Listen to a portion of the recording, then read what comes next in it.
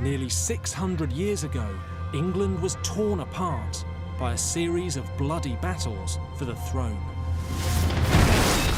In just 30 years, the crown changed hands 7 times. Tens of thousands were slaughtered. It was one of the most turbulent and violent periods in British history.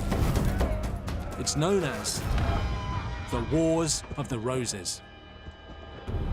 The bloodshed began when a bitter power struggle erupted between the Queen of England, Margaret of Anjou, and one of the country's most powerful nobles, Richard, Duke of York.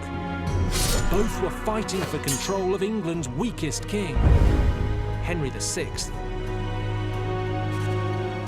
It's been portrayed as a simple family feud between the royal houses of Lancaster and York to snatch the ultimate prize, the crown of England.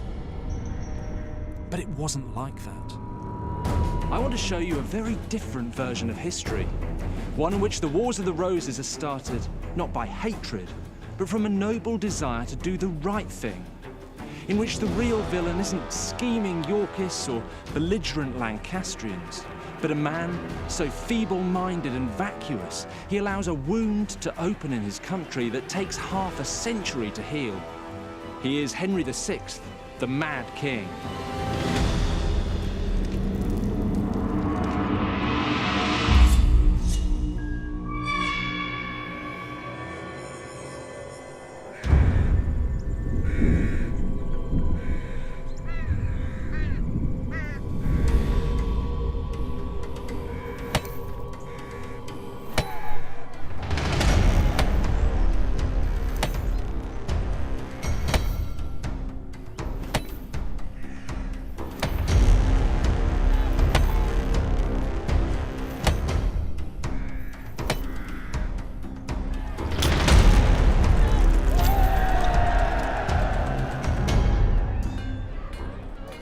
Summer 1450.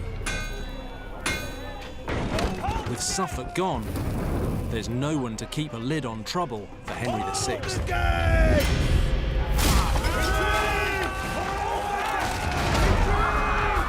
Armed rioters storm the gates of London.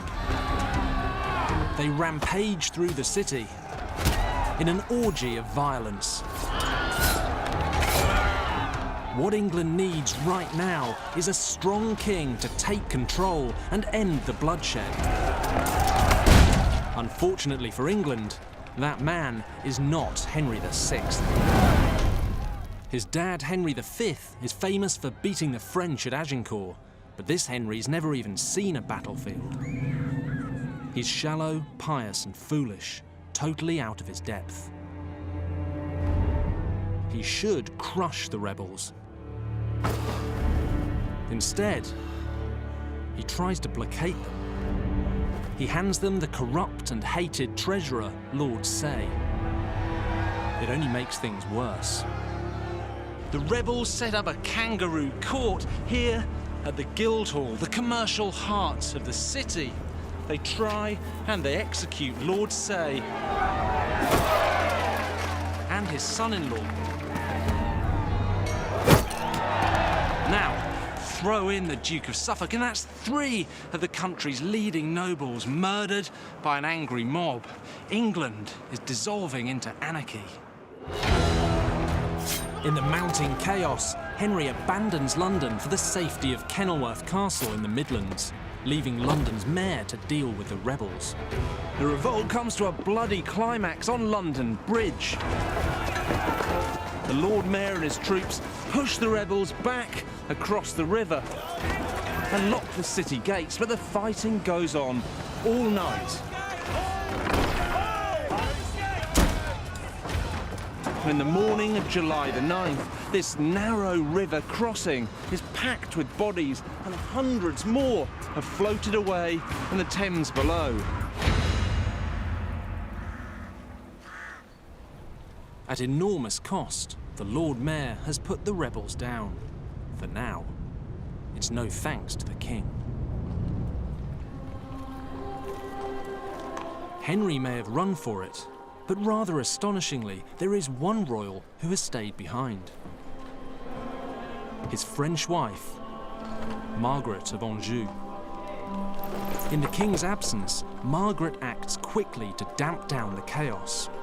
She promises to pardon any rebels prepared to give up and go home. The royal pardon seems to work. Most of the rebels disperse, grateful to the Queen for saving their skins. But if anyone thinks the Queen is a shrinking violet, they're in for a nasty shock.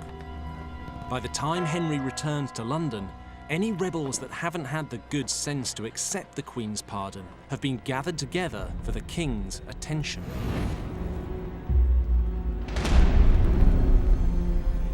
This is the kind of decisive behaviour the country needs from its king. All is ready, Your Majesty. Except it's not Henry being ruthless. It's Margaret.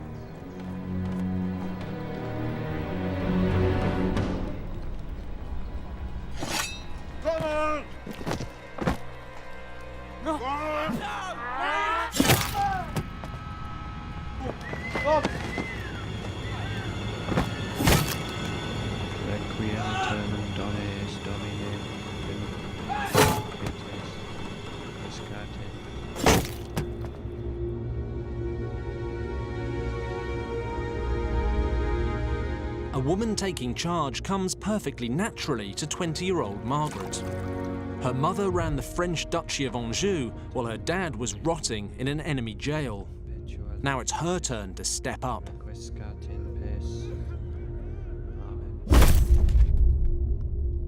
Imagine what it's been like for Margaret of Anjou, daughter of a major French noble, married off at 15 to the King of England.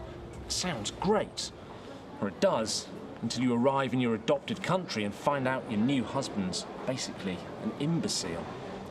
She sees it as her job, even her duty, to protect the country and the royal family from her husband's appalling weakness. It's a matter of pride. The problem is, Margaret's not the only person who's thinking that way.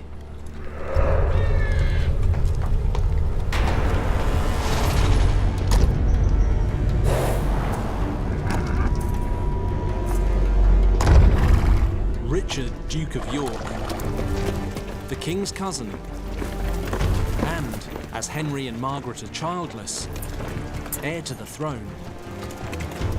As a seasoned military man who rules Ireland for the King, he has an extremely well-developed sense of his own importance.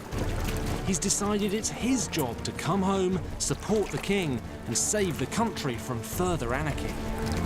This is unlikely to go down well with Queen Margaret.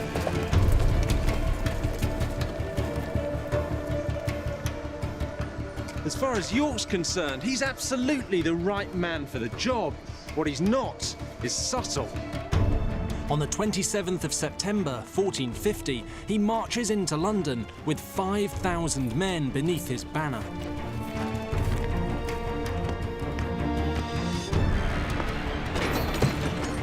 York bursts through these doors to Westminster Palace, where Parliament's meeting. He's come to sort things out, but he goes at it like a wrecking ball.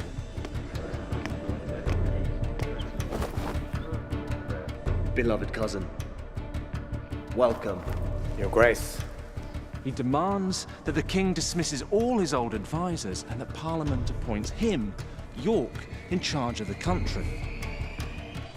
But Parliament tells him to get lost. He's too late. The King's already given the job to someone else. Just 16 days earlier, Henry gave another of his cousins the job of managing England for him, Lord Somerset. My Lord of York. Somerset's just returned from a disastrous French campaign where he lost the key city of Rouen and then committed the ultimate sin of running away. Forgive me, Your Grace. What is this? York is outraged. Somerset isn't the solution to England's chaos. To York, he's the cause. Your Grace, this man is bare worthy of his title. Far less the captaincy of the realm. One of the reasons for all the violence is the number of bloodthirsty unemployed soldiers returning from Somerset's failed campaigns. I would name this man a dishonorable coward. Worse, a traitor. It's a serious charge, but in York's mind, totally justified.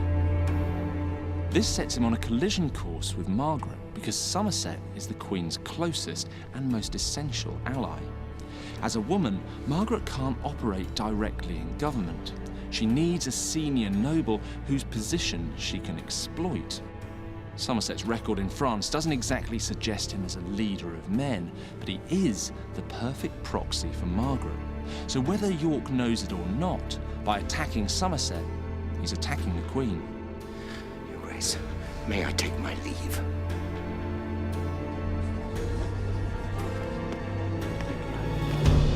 York's absolutely certain that he should be in charge.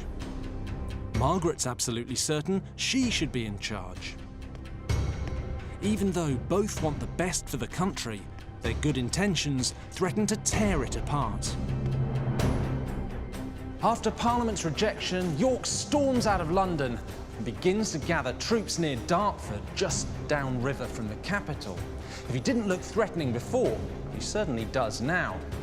He demands that Somerset be put on trial, and to keep the peace, Henry agrees, but only if York disbands his army. Well, that's fine by York. He starts sending his soldiers home. He doesn't need them now. He's won. York goes to the king's tent, ready to take Somerset's place in charge of England. Your Grace.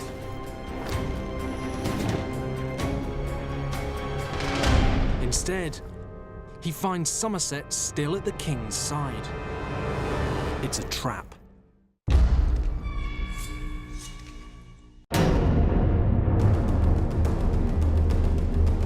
I would name this man a traitor.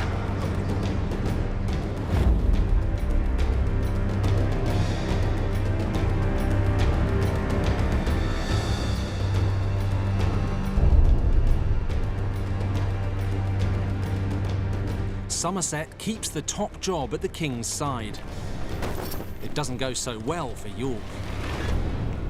York's forced to ride back through the streets of London between his captors, effectively a prisoner. He's brought to the great medieval cathedral of Old St. Paul's.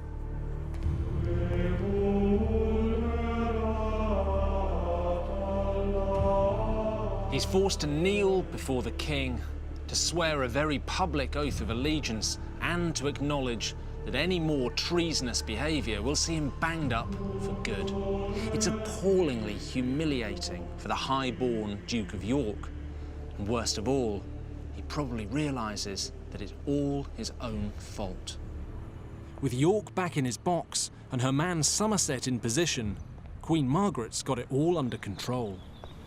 In spring 1453, after 8 years of anxiety and ridicule, Margaret finally fulfills the most basic duty of queenship. She becomes pregnant. If she produces a boy, her position and her power as mother of the heir to the throne will be unbreakable. Fortune is at last smiling on Henry's troubled reign. But it's too good to last. New troubles are brewing for Henry 200 miles away. England has been at war with France for more than 100 years, and in Henry's reign, it's been one disastrous campaign after another. He's lost Champagne, Normandy, Brittany. Now there's just one significant part of the vast Plantagenet Empire left: Gascony. Oh, excellent, Your Majesty! Henry is with a hunting party when the latest news comes from France.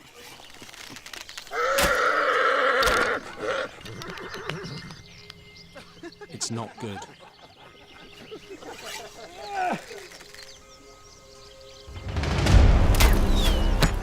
His army's been routed at the Battle of Castillon. Gascony has fallen. What? It's the final collapse of a 300-year-old empire that once controlled more of France than the French. The greatest legacy of the Plantagenet dynasty has been snuffed out on Henry's watch.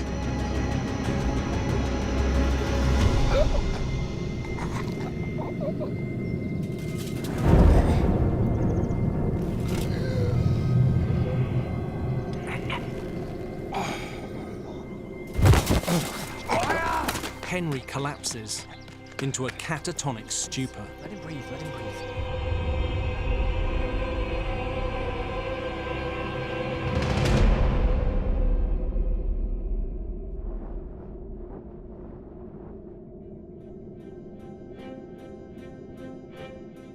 Nothing can rouse Henry from his senseless trance.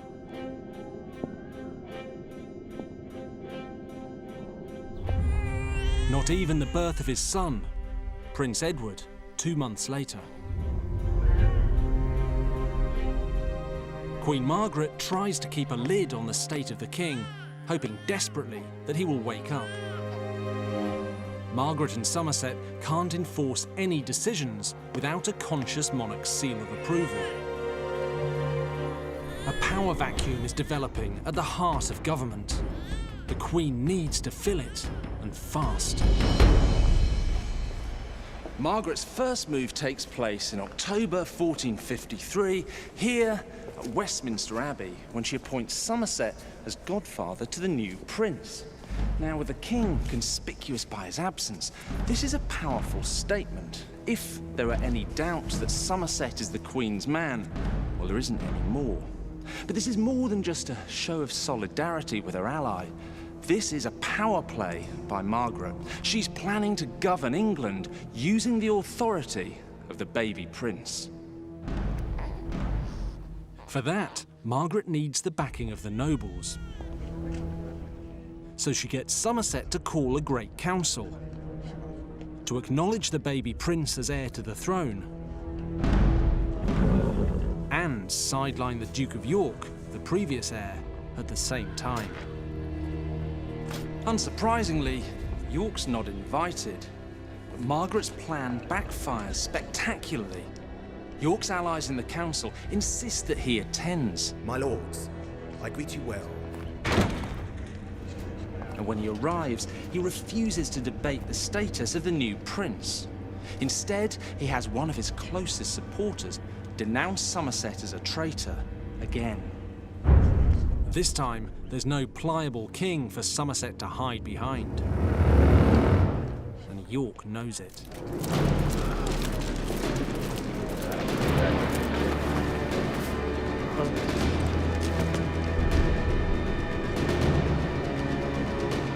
York's move is staggeringly audacious. With one deft blow, York has neutered both Somerset and Queen Margaret.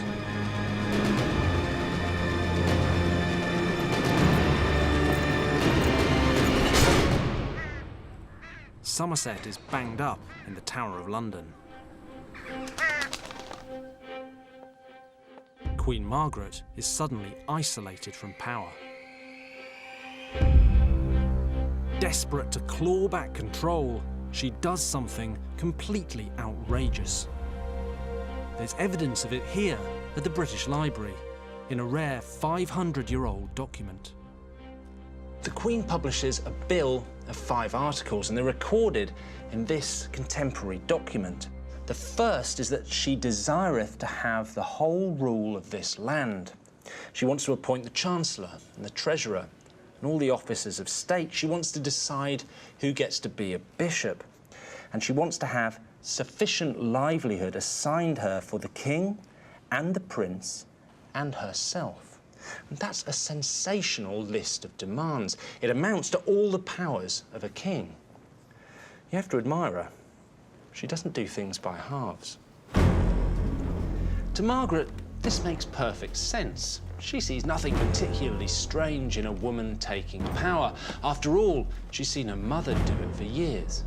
But that was in a duchy in France. She's talking about an entire country, and she's completely misjudged the reaction of the English nobles. The idea of being governed by a woman, and even worse, a French one, is way more than they can stomach. Margaret's ideas are kicked out of the door. With the king still senseless, there's only one option left to govern the country. On the 27th of March, 1454, York finally gets what he wants. He's made protector of the realm, and to begin with, he makes a pretty decent fist of creating an inclusive government. He stamps out some long-running, bloody, noble feuds in the north and brings some desperately needed stability to the country. Now, this all proves to York, who's not a man short on vanity, that he was right all along. He really is the best man for the job. Trapped by the state of her insensible husband, Margaret is powerless.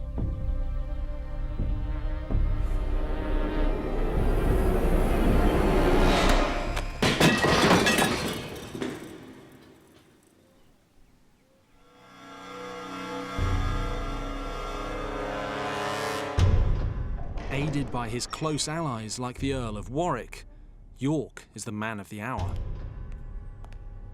He must be feeling pretty smug. My lord, what news? Then on Christmas Day, 1454, it all blows up in York's face.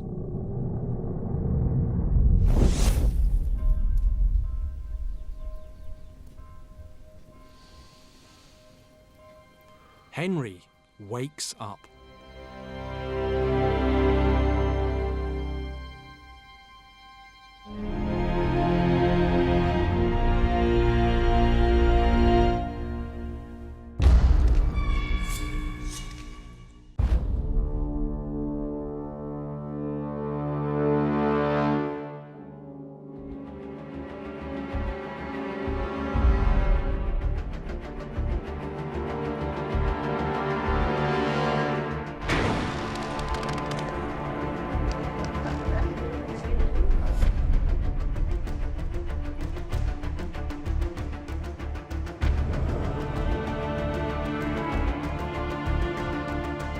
Queen Margaret's ally Somerset is back in pole position behind the throne. And the Queen is back on top, exactly where she wants to be. York is furious. As far as he's concerned, Somerset's a coward and a traitor, and he has no business running England. But York has bigger problems. He's fallen out with the Queen, and he's put Somerset in the Tower. He can expect them to repay the compliment. So he has a choice. He can retire quietly to one of his castles in the north and sulk and pray that Somerset and the Queen don't come for him. Or he can strike at them first. Or for a bull-headed man like York, that's no choice at all. What York does next is perilously close to treason. He raises an army and marches south towards London. The moment the Queen hears, she sends Somerset north to head him off, raising troops as he goes. On May the 22nd, 1455, the two sides meet here at St Albans. York has around 3,000 men with him. He has one simple aim: take out the Queen's man Somerset and gain control of the king.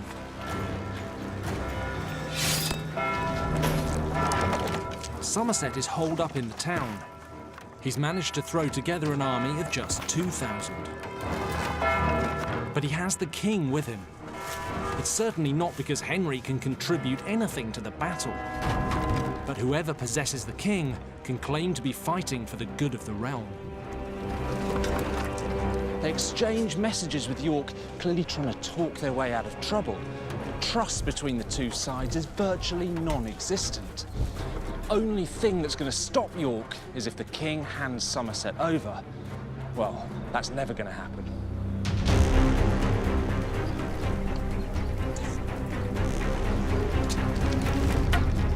Negotiations are going nowhere. Warwick, the choices are few. It's York's closest ally, Warwick, that makes the first move in the first battle of what will become known as the Wars of the Roses.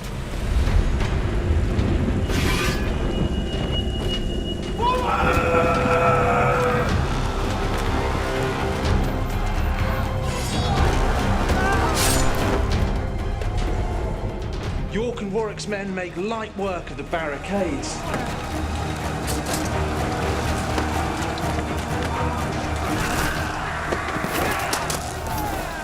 They storm through the narrow streets, cutting down the king's men.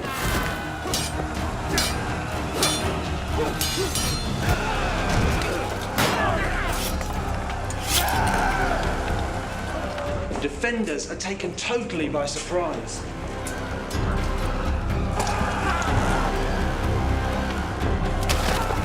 York's men capture the king and secure him in the abbey. York has just one target now: Somerset.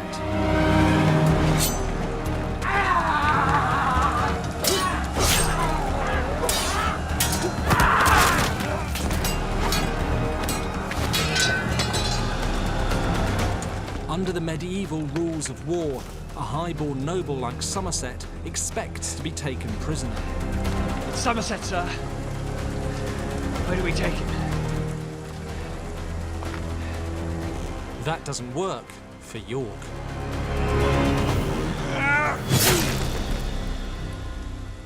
Somerset's not the only great noble to die at York's hands.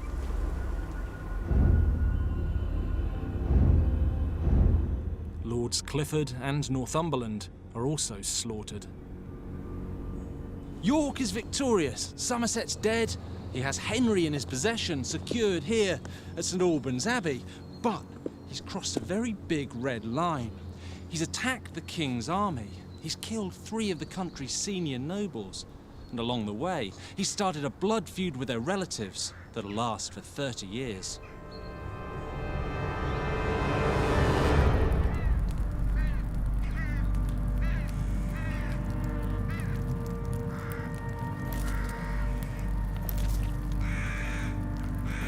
It's a bloody turnaround, considering that York's original plan was to bring peace and stability.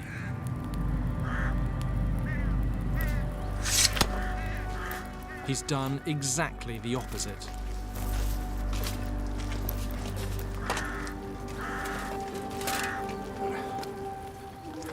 Whatever York may believe, there's no way back from this level of carnage.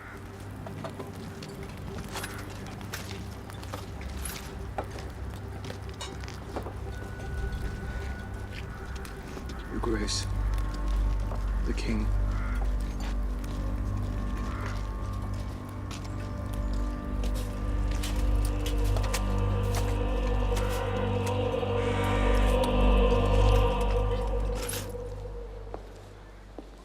After the battle, York and his allies Warwick and Salisbury come here to meet the king. They fall to their knees before him and profess their loyalty. All they ask in return is that he makes them his advisors, and of course he agrees. But it's not like he has very much choice. Henry VI has now become a puppet, passed from hand to hand, and whoever holds the king rules England. York gets himself reappointed Lord Protector, but his position is legally tenuous. For a start, Henry's clearly not incapacitated this time. And when York starts giving away all the best jobs to his allies, it's obvious that this is a narrow clique, not a unified government. This will be his downfall. Your Grace. The first test comes after just 4 months. My lords, I petition you all for your good assistance in restoring the fortunes of the royal coffers. Years of fruitless war in France has left the king broke. As Lord Protector, York has the unwelcome job of trying to raise more money. For the sake of our most noble king, I beg all of his loyal servants to affirm this cause. He must ask the Lords in Parliament to pass an order Your Grace. that would force them to sign over some of their land to the king. It would be an unpopular move at the best of times, and the slaughter of St Albans means York is increasingly isolated.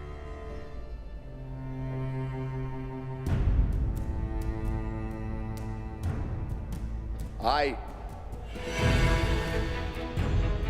Nay. Aye. Nay. Nay. Nay. Nay. Nay. Nay. His order is kicked out of Parliament.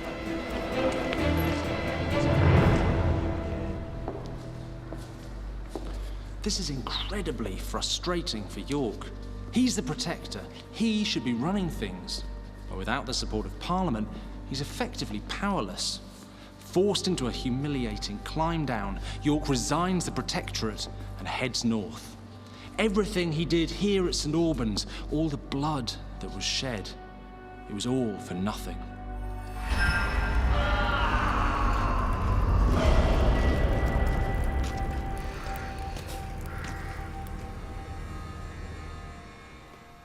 Technically, Henry is now back in full control of the country, which, given his track record, is a little surprising.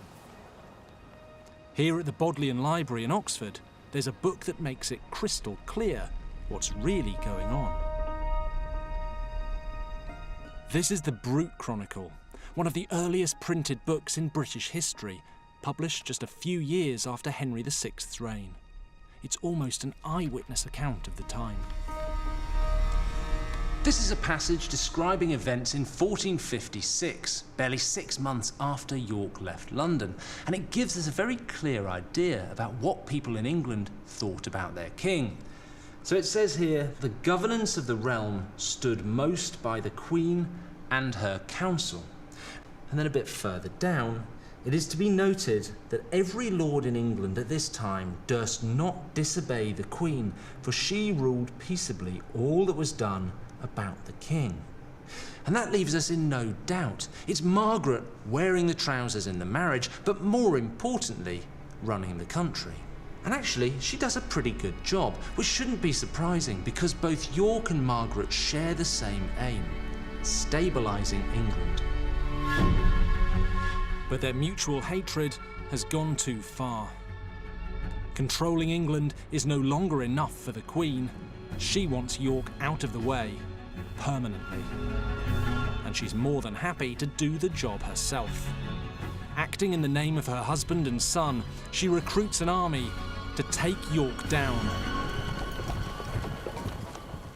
Margaret's troops march north and catch up with York here in his castle at Ludlow on the 12th of October, 1459. This time, Margaret outnumbers York 2-1. She travels with her army, and like everyone else, she brings the king along for legitimacy. York sends messages to the king claiming to be his faithful subject, but really, it's a bit late for all that. Orders are sent in the name of the king, demanding that York lay down his arms and surrender. That's obviously not going to end well for York. Unsurprisingly, he declines.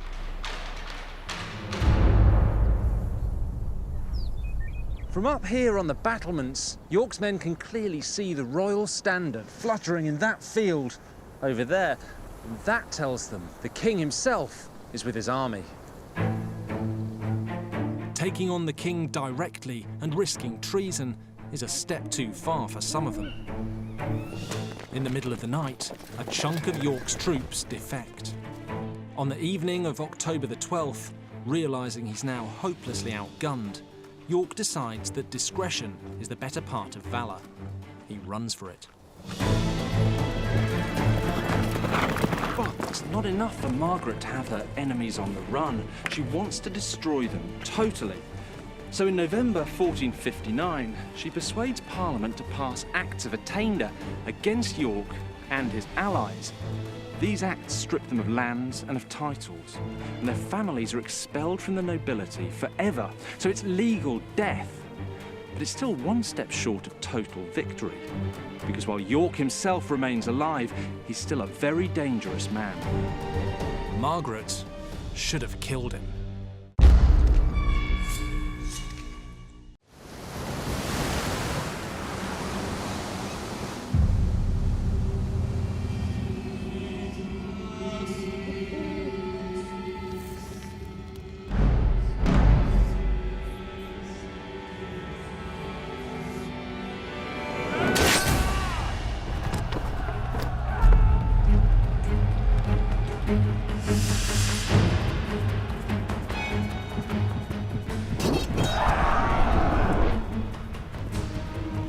The king is brought back to London in the custody of York's ally, Warwick.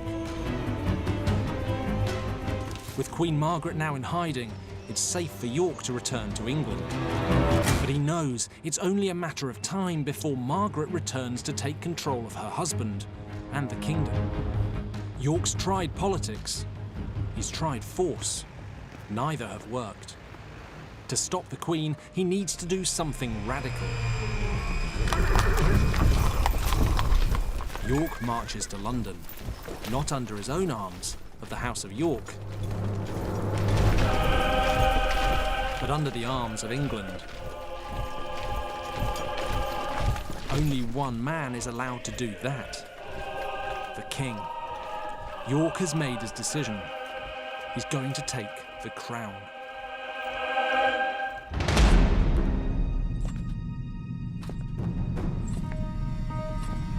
On the 10th of October 1460, York storms into the Painted Chamber at Westminster, his sword held out before him, and demands they take the crown from Henry and give it to him. Even his closest allies are horrified. But the truth is, York does have a genuine claim. Henry VI is only on the throne because his grandfather snatched it from the rightful king. Henry's grandfather unrightwisely usurped the throne. And if that hadn't happened, York's claim to the throne would be just as strong as Henry's, because both of them are descended from Edward III. The right and estate of the crowns of the realms of England and of France belong to Richard, Duke of York. Parliament is thrown into chaos. If they side with Henry, York has troops stationed outside, armed to the teeth. If they side with York, they risk civil war by deposing an anointed king.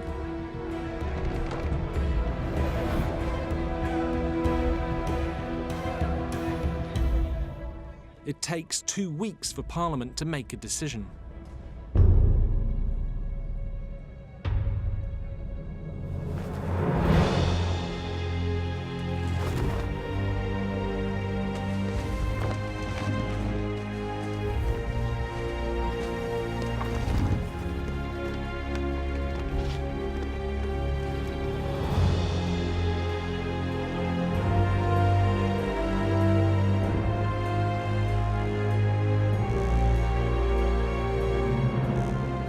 York doesn't quite get the crown, but he does get the next best thing. He will become Lord Protector for the 3rd time. With Henry his captive, he's basically running the country.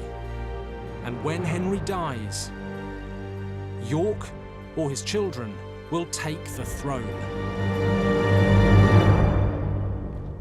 It's not a bad deal for York. But for everyone else, it's a messy compromise, and pretty much all it guarantees is that the bloodshed won't stop. For Margaret, this is intolerable.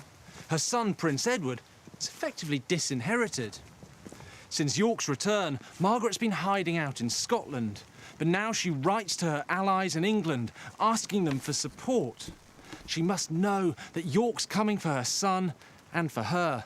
After all, Edward's the only remaining opposition to York's claim, and she's York's sworn enemy. York is holding all the cards. He's heir to the throne again, he's got the king in his control, and he's Lord Protector. All he needs now is Margaret. Wasting no time, York heads north himself to bring in the Queen. These are the remains of Sandal Castle, York's stronghold near Wakefield. Now York arrives here on December the 21st, 1460, fresh from his success in London, with his confidence and his self-importance brimming over. But he set off after Margaret so fast, he has just 6,000 troops with him. York's overreached himself again. As he looks out from the walls of Sandal Castle, it's clear he's massively underestimated the strength of support for Margaret. In fact, by the time he closes the castle gates, a huge army is gathering against him. York's outnumbered 2 to 1. Outmanned and undersupplied, York spends a meagre Christmas, virtually besieged at Sandal. But all he has to do is wait for reinforcements. On December the 30th, York lets his self-confidence get the better of him for the last time. One of his foraging parties is attacked. Now what he should do is wait for reinforcements to arrive before retaliating. But sitting on his hands has never been one of York's strong points.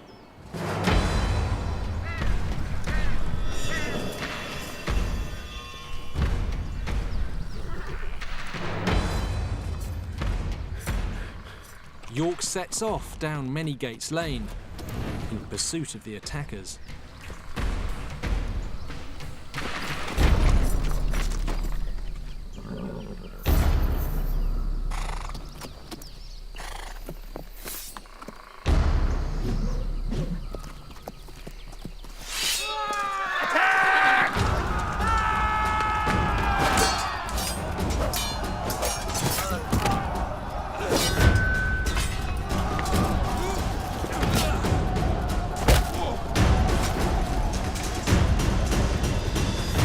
A little less pride and a little more caution, York might actually have taken the throne.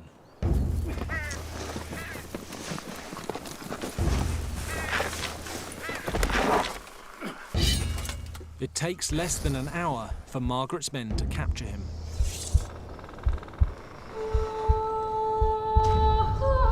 They mock York with a bloodied paper crown.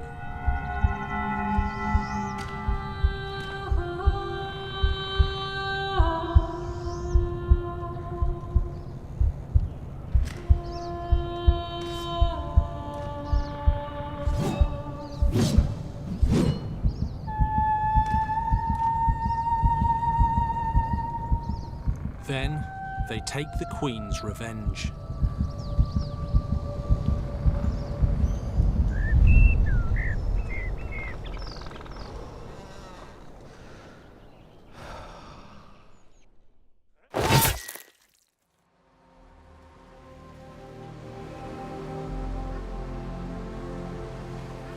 His head is stuck on a pole and displayed above the Micklegate, here in York, with the paper crown still in place. Margaret's final victory over York should end the violence, but it can't. The rivalry between York and Margaret has torn deep divisions across England. The fires of hatred will keep burning for decades. So who's the real villain here? Is it Margaret of Anjou? A woman desperate to stop her husband's rule from collapsing and to save her son's rightful place? Or is it Richard, Duke of York, a man who begins with honourable intentions to save England? In truth, I think it's neither. Both of them were trying to protect England from the real culprit, the feeble-minded Henry VI.